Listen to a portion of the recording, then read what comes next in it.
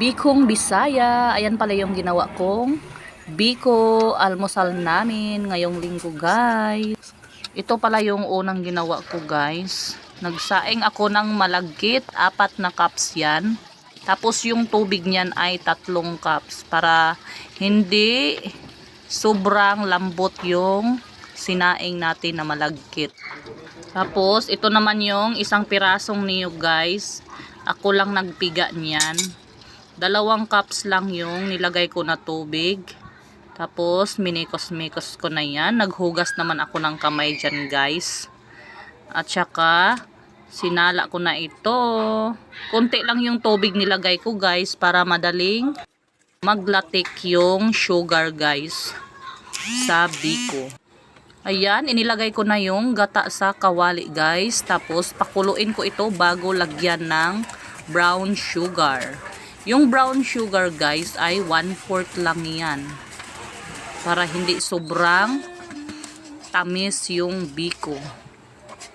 Ayan, halu-haluin lang natin yan para hindi aapaw yung latik, guys. Kasi pag aapaw yan, naku, mauubos yan.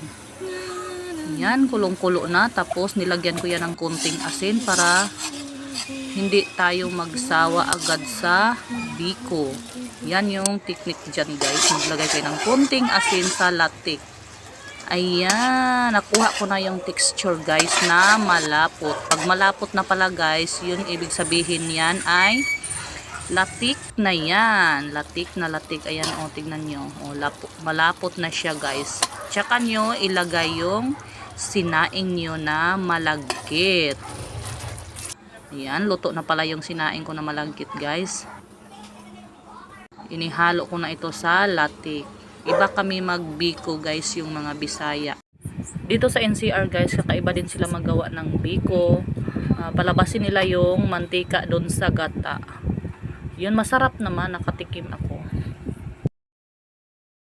Ayan, hinalo-halo ko na yan. Halo-haloin nating mabuti para pantay yung tamis at lasa ng biko natin.